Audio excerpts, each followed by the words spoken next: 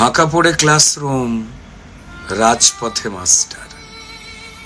ফাঁকা পড়ে ক্লাসরুম, রাজপথে মাস্টার। তার মতো গড়াগড়ি স্কুলে চক ডাস্টার। ব্ল্যাকবোর্ডে ধুলো জমে মাস্টার লেখে না, চাকরিটা নেই তার, স্কুলে আসে না।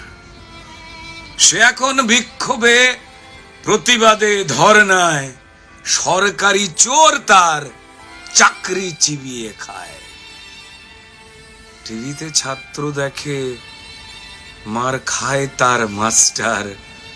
আর টক শোতে হাত ছোঁড়ে রোজ নিউজ অ্যাঙ্কার। ফাঁকা আছে ক্লাসরুম, পায়রাটা জানলায়। আর মাস্টার দিন রাত পুলিশের মার খায়। মাস্টার একা নয়, মার খায় দিদিমণি। হিড় হিড় করে টেনে ছিঁড়ে দেয় বিনুনি। যন্ত্রণা কান্নায় দিদিমণির চোখে জল, মাথা ফাটা মাস্টার, রক্ত অনর্গল। এ মাটিতে চুরিটাই আইন হয়েছে আজ। এ মাটিতে চুরিটাই আইন হয়েছে আজ। প্রতিবাদ করলেই ঝাঁপায় পুলিশ রাজ।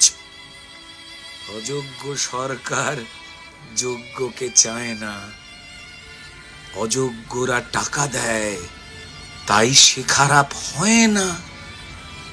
ফাঁকা পড়ে ক্লাসরুম, রাজপথে মাস্টার। তার মতো গড়াগড়ি চক আর ডাস্টার। ব্ল্যাকবোর্ডে লিখেছিল মাস্টার একদিন। ব্ল্যাকবোর্ডে লিখেছিল মাস্টার একদিন, সত্যের জয় হবে, মিটবে সকল ঋণ। অপমান বুকে লাথি, রক্তটা উপহার। আর জনগণ চুপ থাকে, তাই ফেল ফেলে মাস্টার।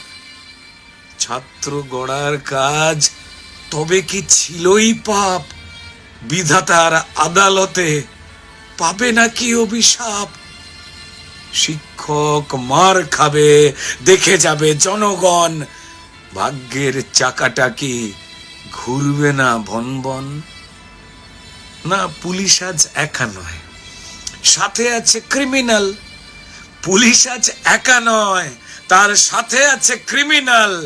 মাস্টার খুঁজে খুঁজে ছাড়ায় পিটের ছাল। পুলিশের মালকিন চিন্তায় খোঁটে নোক।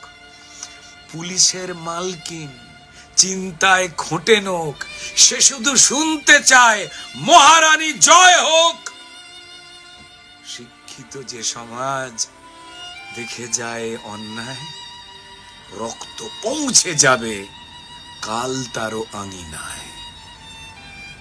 ব্ল্যাকবোর্ডে ধুলো জমে মাস্টার লেখে না, চাকরিটা নেই তার, স্কুলে আসে না।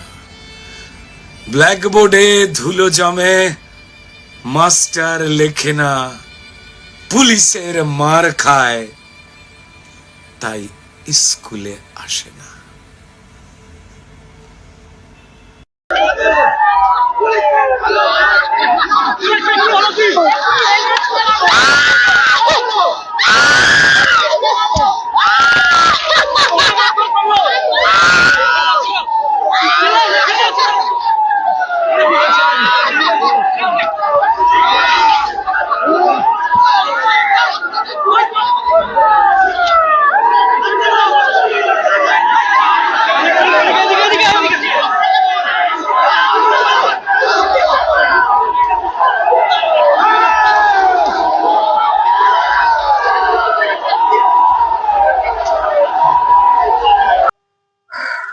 বন্ধুরা, ভিডিওটি তো দেখলেন যে রুদ্রনীল ঘোষ তিনি সবসময় যখনই কিছু আন্দোলন করেন তার এই ছোট্ট চলচ্চিত্রের মাধ্যমে, তিনি অভিনয়ের মাধ্যমে একটা আন্দোলন করেই তিনি সবসময়। কিন্তু তিনি যে ভিডিওটি বানিয়েছেন, আমারও মনের মধ্যে একটা খুব দুঃখজনক ভাব এনে দিয়েছে, আপনাদের মতোই। তো যারা যোগ্য শিক্ষকরা রয়েছে তাদের যে মনোভাবটা রয়েছে এখন, সেটা অনেকটাই আমিও বুঝতে পারি। যে কিন্তু মমতা ব্যানার্জি তিনি কিন্তু বুঝতে পারছেন না, তিনি বুঝতে পারছেন না যে তিনি বিকাশ ভবনের যে চাকরিহারারা আন্দোলন করতে গিয়েছিল, সেখানে লাঠিচার্জ দফায় দফায় হয়েছে। তো তাদের কি দোষ রয়েছে যে সেখানে আন্দোলন করতে গিয়েছে তারা? তাদের তো এখন কোনো কাজ নেই, তাদের চাকরিহারা হয়ে গেছে। তো মর্মান্তিক অনুভূতি এটা, যে মাস্টার মশাইরা যারা শিক্ষকরা রয়েছে তাদের কোনো মূল্যবোধ নেই। আমি গতকাল যে ভিডিওটি দেখলাম, যে তাদের উপরে পুলিশ বাহিনী ঝাঁপিয়ে পড়ছে, পুলিশ বাহিনী তাদেরকে এত মারধর করছে, কপাল ফাটিয়ে দিয়েছে, পা ভেঙে দিয়েছে, এমন অবস্থা করে দিয়েছে যে তারা চুরি করতে এসেছে। তারা বিকাশ ভবনের বাইরে কি চুরি করতে আসছিল? তারা কি চুরি করতে গিয়েছিল? নিশ্চয়ই না। তো তাদেরকে চোরের মতো কেন পুলিশরা পেটাচ্ছে? চুরি করেছে একজন, যে নেতা চুরি করেছে, তার পুলিশ বাহিনী যারা যোগ্য প্রার্থীরা রয়েছে তাদেরকে চোর হিসেবে পেটাচ্ছে। এটাই তো বুঝতে পারলাম আমি, চোর হিসেবে পেটাচ্ছে মানে যারা শিক্ষকরা রয়েছে, না কোনো দোষ করেছে, না কিছু করেছে, তারা যোগ্য, কতবার বোঝাতে হবে? অনেকজন বলবেন যে তাদের জন্য রিভিউ পিটিশন ফাইল করা হয়েছে। রিভিউ পিটিশন ফাইল করা হয়েছে তো তো ওটাতে তো কিছু হবে না, এটা তো আপনারাও জানেন। রিভিউ পিটিশন ফাইল কতবার করবেন? সুপ্রিম কোর্ট যেটা অর্ডার দিয়ে দিয়েছে সেটাতেই তো নিশ্চিত যে এই ডিসেম্বর মাসের মধ্যে চাকরি যে রয়েছে সব কার্যত করে শেষ করে সুপ্রিম কোর্টকে জমা দিতে হবে, যে আমরা এতজনকে নিয়োগ করে নেব। তো নিয়োগ করে নেব, সবকিছু ঠিক আছে, বুঝতে পারলাম, কিন্তু যারা যোগ্য চাকরি প্রার্থীরা সেই সময় যখন চাকরি তারা দিয়ে পাশ করে এই জায়গায় পৌঁছেছে, তারা এখনো যে চাকরি পেয়ে যাবে এই পরীক্ষা দিয়ে, এটা কি নিশ্চিত রয়েছে? তখন তারা প্রস্তুতি আলাদা ছিল, তখন তারা যেভাবে পড়াশোনা করেছে, যেভাবে পড়াশোনা করেছে তখনকার প্রস্তুতি আলাদা ছিল। তখনকার সময় আর এখনকার সময় একই জায়গায় ধরলে কাজ দেবে না, কারণ তখনকার প্রস্তুতি তারা খেটে খুঁটে তখন তারা চাকরিটা পেয়েছে। এখন যে সেই চাকরি আবার পেয়ে যাবে পরীক্ষা দিয়ে, এটার কোনো গ্যারান্টি আছে? হয়তো কতজন পাবে, কিন্তু সবাই তো পাবে না। আর যারা পাবে না ওরা কি করবে? এটা হলো একটা বড় প্রশ্ন হয়ে দাঁড়াচ্ছে আমার কাছে, যে তারা যে এত বছর চাকরি করে আসলো, তাদের পরিবার রয়েছে, ছেলে মেয়ে রয়েছে, তাদের কি হবে? তারা কি কাজ করে খাবে এখন? এখন যদি চাকরিটা না পায় তাহলে কি করবে? তারা পথে বসবে, পথে তো বসেই গেছে।